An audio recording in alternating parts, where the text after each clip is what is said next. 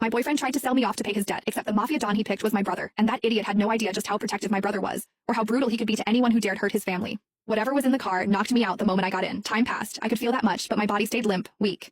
Eventually, I felt my mind clawing its way back. Not fully, but enough to hear. Miles was on the phone. First call, he was yelling at someone for pushing him to repay a debt. Then the second call, it was a call to his mother, telling her he wouldn't be making it to Christmas dinner.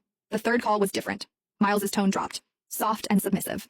Sir, I know it was generous of you to let me leave and try to gather the money I owe the casino, but I still couldn't come up with everything. So, like you said, I brought my girlfriend tonight. Maybe we can try that thing you mentioned, handing her over to your Don. He hesitated. I'm willing to do whatever it takes to clear my debt. A pause. Of course, I'll make sure she behaves. I'll tell her it's an honor to be chosen by you. I know how much grace you've shown me by giving me this chance. See you soon. Panic crawled under my skin. I tried to move, to sit up, but I didn't have the strength to lift even an inch. Soon, the car jolted to a stop and Miles leaned over, cupping my cheek. I forced my eyes shut tight. Eva, you looked so stunning tonight. I knew you wore that dress because I said I was taking you home to meet my family. He lowered his voice. You know my tuition debt's a mess. I thought maybe I could hit a lucky streak at the casino. I never meant to lose everything. But now I owe money to a thug who threatened to kill me and my family. But luckily, he said you're just his boss's type. I owe him 20 grand, Eva. I can't let him go after me and my mom. His voice dropped, almost guilty. Don't blame me, Eva. Blame yourself for being too damn pretty. Just one night. Mr. Snake said it's only for one night. Then I'll come get you. I swear. I'll take care of you for the rest of your life.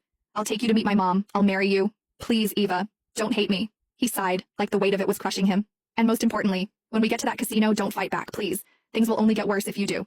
I managed to twitch my fingers. They brushed against the hem of the dress I was wearing tonight. Miles was right. I'd put it on just because he finally invited me to spend Christmas with his family. I remembered how I smiled, how hopeful I was, how foolish to think we were actually moving forward. Turns out he was just selling me off. 20,000, that's all I was worth. Miles could have asked me for help and I would have given it, but instead his pride decided betrayal was easier. My thoughts spun, scrambling for a plan. I remembered the bracelet on my wrist, the one with a hidden alarm. One press, and it would send an SOS to my brother, along with my location. The problem? I was still too weak to move. So I decided to wait for now, gathering what little strength I had left. Whoever this boss Miles was trying to hand me off to, if I had the chance to mention my brother, they wouldn't dare touch me. And if that didn't work, I still had the bracelet. A few minutes later, the door opened beside me. Rough hands pulled me out of the car.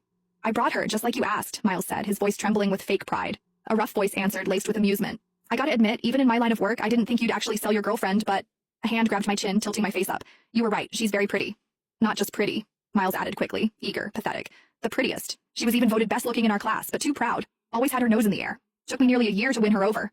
And you're willing to hand her over to me? The man sneered. I cared about her, Miles said with a sickening laugh, joining Snake's. Just not as much as I care about myself. Besides, look at that body, and her fingers. She's a pianist. Real flexible too. If you catch my drift, she'll make your Don more than happy. The men around us laughed, crude and revolting. If our Don is pleased, your debt's cleared, the man said coldly. Thank you. Thank you so much, Mr.